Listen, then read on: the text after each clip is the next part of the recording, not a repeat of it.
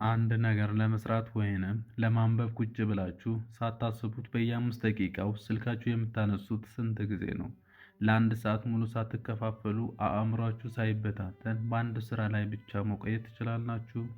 ትኩረት የማድረግ ብቃት ወይንም ዘ ፓወር ኦፍ ፎከስ በጫጫታ ዓለም ውስጥ ስኬታማ የመሆኛ ሚስጥር በተመለከተ ይሆናል።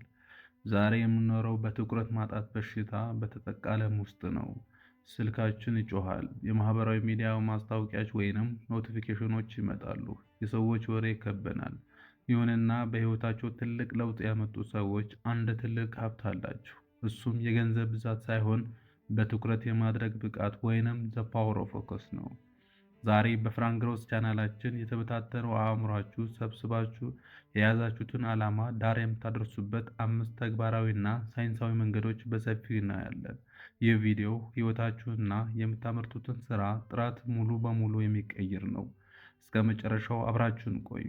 በጫጫታ ዓለም ውስጥ ስኬታማ የመሆኛ ሚስጥር። የመጀመሪያ ነጥብ ስናይ ትኩረት ማድረግ። የዛሬው ዓለም ትልቁ ፈተና። ብዙ ሰዎች ትኩረት ማድረግ ማለት ለአንድ ነገር አዎ ማለት ይመስላቸዋል። ነገር ግን እውነተኛ ትኩረት ማድረግ ማለት ለሌሎች መቶ የሚሆኑ አጓጊ ለሆኑ ነገር ዓላማ ላልሆኑ ነገሮች አይደለም ማለት መቻል ነው። የአፕል ኩባንያ መስራች ስቲቭ ጆብስ እንዲህ ይላል፣ ትኩረት ማድረግ ማለት ለምታተኩሩበት ነገር አዎ ማለት ሳይሆን ለአማራጮች መቶ ጥሩ ሐሳቦች አይደለም ማለት መቻል ነው። የፀሐይ ብርሃን አስቡት። የፀሐይ ብርሃን በሰፊው በምድር ላይ ሲያርፍ ይሞቃል እንጂ ምንም ነገር አያቃጥልም። ነገር ግን አንድ ማጉያ መነጽር ይዛችሁ ያንን የተበተነ የፀሐይ ብርሃን ሰብስባችሁ በአንድ ነጥብ ላይ ብቻ ካሳረፋችሁት ወረቀቱን ማቃጠል ይችላል። የሰው አእምሮም እንደዚህ ነው። ሐሳባችሁ በየቦታው ከተበታተነ ምንም ውጤት አታመጡም። በአንድ ነጥብ ላይ ካሳረፋችሁት ግን ተአምር መስራት ትችላላችሁ። ወደ ሁለተኛው ነጥብ ስንሸጋገር የባለብዙ ስራ ውሸት እንመለከታለን፣ ወይንም መልቲታስክ። ብዙዎቻችን በአንድ ጊዜ ብዙ ስራ መስራት መቻል እንደ ጎበዝነት እንቆጥረዋለን። በኮምፒውተር እየሰራን ስልክ እንመልሳለን፣ ሻይ እንጠጣለን። ሳይንስ ግን ምን ይላል? በአንድ ጊዜ ብዙ ስራ መስራት አእምሮ ያደክማል፣ የስራ ጥራትንም በ40% ይቀንሰዋል። ታዋቂው የአሜሪካ ጸሐፊ ፖፕሊሊየስ ሲረስ እንዲህ ብለዋል፣ በአንድ ጊዜ ሁለት ነገሮችን ማድረግ ማለት አንዱንም አለማድረግ ማለት ነው። ኮምፒውተራችሁ ላይ በአንዴ 20 ዌብሳይቶችን ከፍታችሁ ኮምፒውተሩ ይንተባተባል፣ ፍጥነቱ ይቀንሳል። አእምሯችሁንም ልክ እንደዚሁ ነው። ከአንድ ስራ ወደ ሌላ ስራ ስትዘሉ አእምሯችሁ ትኩረቱ ለመቀየር ከፍተኛ ጉልበት ያጠፋል። ይህ በሳይንሱ አቴንሽን ሬሲዲዩ ወይንም የትኩረት ቅሬታ ይባላል። ወደ ሁለተኛው ስራ ብትሄዱም የአእምሯችሁ ግማሽ ክፍል ገና መጀመሪያ ስራ ላይ ነው ያለው።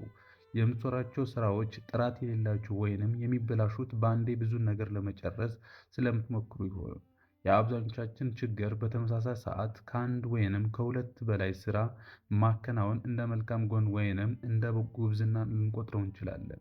ነገር ግን ፑፕሊየስ ሲረስ እንዳለው አንዱንም አለማከናወን ነው። አንተንም በአንድ ጊዜ ከአንድ ወይንም ከሁለት በላይ እየሰራ ስኬታማና ውጤታማ እንዳትሆን ያደረገ ነገር በምትሰራው ስራ ላይ በአንዱንም ትኩረት አድርገህ ባለመስራትህ ነው።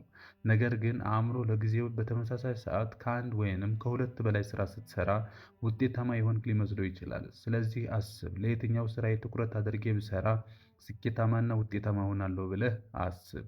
ሶስተኛው ነጥብ ደግሞ አካባቢን መፍጠር ፎከስድ ኢንቫይሮንመንት። ትኩረት በደመነፍስ የሚመጣ ነገር አይደለም፣ የምንሰራበት ቦታ በማስተካከል የሚገነባ ነው። አእምሯችን ሁልጊዜ ቀላሉና አዝናኝ የሆነው ነገር ይመርጣል። ስለዚህ ስራ ከመጀመራችን በፊት እንቅፋቶችን ማራቅ አለብን። ከታዋቂው ደራሲ ጄምስ ክሊር አቶሚክ ሃቢትስ በተባለው መጽሐፉ ላይ እንዲህ ይላል፣ ራስን የመግዛት ብቃት ያላቸው ሰዎች ሚስጥሩ ብዙ መታገላቸው ሳይሆን የሚፈተኑበት አካባቢ አስቀድሞ በማስተካከላቸው ነው። ስራ ከመጀመራችሁ በፊት ስልካችሁ በዱ ኖት ዲስተርብ ላይ አድርጋችሁ በሌላ ክፍል ውስጥ አስቀምጡት። ስልኩ አጠገባችሁ እያለ አልነካውም ብሎ መታገል የአእምሮ ኃይል ይበላል። ልክ ክብደት ለመቀነስ የፈለገ ሰው በቤቱ ውስጥ ጣፋጭ ምግቦችን እንደማያስቀምጥ ሁሉ በትኩረት መስራት የሚፈልግ ሰው ስልኩን ከአይኑ ማራቅ አለበት።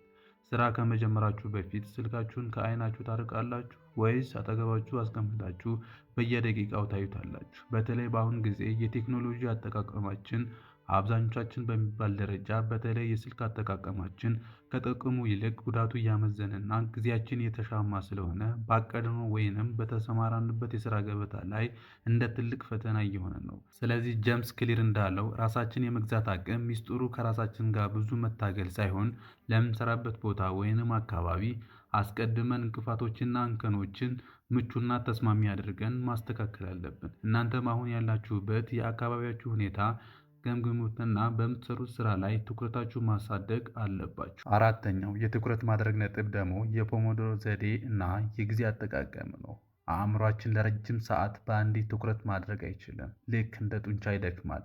ለዚህ ነው ሳይንቲስቶች የፖሞዶሮ ቴክኒክ የተባለው የጊዜ አጠቃቀም ዘዴ ያዘጋጁት። የቢዝነስ ጥበበኛው ብራያን ትሬሲ እንዲህ ይላል፣ ማንኛውን ከባድ ስራ ለመስራት ከፈለግ ስራውን እንደ ሳላሚ ሰልጅ ወደ ትናንሽ ቁርጥራጮች ከፋፍለህ ብላው። እንዴት ካልከኝ ደግሞ እንዴት እንደሚሰራ በአንድ ምሳሌ ስራችሁን ወደ ትናንሽ ክፍሎች እንዴት ከፋፍላችሁ እንደምትሰሩ እናያለን። ለ25 ደቂቃ ሙሉ ስልካችሁን አጥፍታችሁ በትኩረት ስሩ። ከዚያ ለ5 ደቂቃ እረፍት ውሰዱ። ንጹህ አየር ጠጡ፣ ተለጠጡ። ይህ 4 ጊዜ ከደገማችሁ በኋላ ረጅም የ20 ደቂቃ እረፍት ውሰዱ። ይህ ስልት አእምሯችን ሳይደክም በከፍተኛ ንቃት ረጅም ሰዓት እንዲሰራ ያደርገዋል። ስራ ስትሰሩ እረፍት ታደርጋላችሁ ወይስ ደክሟችሁ ስራውን እስከምትጥሉ ድረስ ነው የምትሰሩት? ይህንን አብዛኞቻችን በየዕለቱ የምንሰራው ነገር በስራችንና በእድገታችን ላይ ትልቅ እንቅፋትና መሰናክል እንደሆነብን አንረዳውም።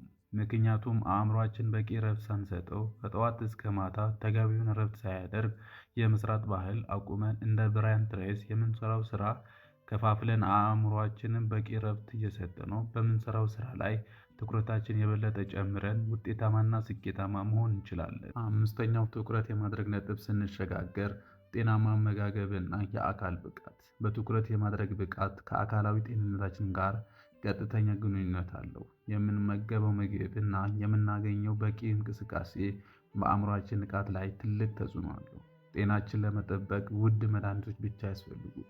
በየቀኑ የምንመገበው ምግብ እና የምናደርገው እንቅስቃሴ ትልቅ ሚና አላቸው። ጤናማ አመጋገብ ሲባል ደግሞ ሰውነታችን የሚፈልገው ሁሉ ንጥረ ምግቦች በተመጣጣኙ መጠን መመገብ ማለት ነው። እነዚህ ካርቦሃይድሬት፣ ፕሮቲን፣ ጤናማ ስብ፣ ቪታሚኖች፣ ማዕድናት እና ውሃን ያካትታሉ። በየቀኑ አትክልትና ፍራፍሬ መመገብ፣ ሙሉ እህል መምረጥ፣ በቂ ፕሮቲን መመገብ፣ ብዙ ውሃ መጠጣትና ስኳር፣ ጨው እና በጣም የተቀነባበሩ ምግቦችን መቀነስ ይመከራል። እንቅስቃሴ ሰውነታችንን ጠንካራ ያደርገዋል፣ ልብን ይጠብቃል፣ ክብደትን ለመቆጣጠር ይረዳል፣ የደም ግፊትና የስኳር በሽታዎችን አደጋ ይቀንሳል፣ እንዲሁም ጭንቀትን በመቀነስ የአእምሮ ጤናን ያሻሽላል። በቀን ቢያንስ 30 ደቂቃ ወክ ማድረግ፣ መሮጥ፣ ብስክሌት መንዳት፣ መዝለል ወይንም ዳንስ ማድረግ በጣም ጥሩ ልማዶች ናቸው። ጤናማ አመጋገብ ከመደበኛ እንቅስቃሴ ጋር በማጣመር የተሻለ ጤና፣ የተሻለ ጉልበት እና የተሻለ የህይወት ጥራት ማግኘት ይቻላል። ጣፋጭ የበዛባቸው ምግቦች፣ ሶዳዎች እና ነጭ ዳቦ የደማችን ስኳር በአንዴ ከፍ አድርገው ወዲያውኑ ስለሚጥሉ ድብርትና እንቅልፍ የማለት ስሜት ያመጣሉ።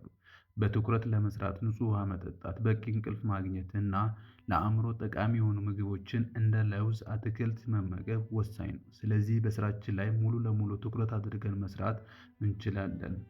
በመጨረሻም በትኩረት የማድረግ ብቃት በአንድ ጀንበር የሚመጣ ተአምር ሳይሆን በየቀኑ የሚለመድ ስልጠና ነው። ዛሬ ካየናቸው ነጥቦች ውስጥ ዋናው ነገር በተግባር መተርጎም ነው። ነገ የምትሰሩትን ትልቁ እና ከባዱ ስራ መርጣችሁ ጠዋት ላይ የመጀመሪያው 30 ደቂቃ ስልካችሁን ሙሉ በሙሉ አጥፍታችሁ ያንን ስራ ብቻ ስሩ። እናንተ በትኩረት እንዳትሰሩ ትልቁ እንቅፋት የሆነባችሁ ምንድን ነው? ስልክ፣ የሰዎች ጫጫታ ወይስ የራሳችሁን ሀሳብ? በኮሜንት ላይ ጻፉልኝ፣ እንወያይበት። ይህ ቪዲዮ ጠቃሚ ሆኖ ካገኛችሁት ለጓደኞቻችሁ ሼር አድርጉት። ለፍራንክ ሮዝ ቻናል አዲስ ከሆናችሁ ሰብስክራይብ ማድረጋችሁንና የደውል ምልክቷን መጫናችሁ አትዘንጉ። ፍራንክ ነበርኩኝ ከፍራንክ ሮዝ ቻናል። ትኩረታችሁ ኃይላችሁ ነው። እስከመጨረሻው አብራችሁ ስለቆያችሁ አመሰግናለሁ። በሚቀጥለው ቪዲዮ እስከምንገናኝ ቸር ሰንብቱ።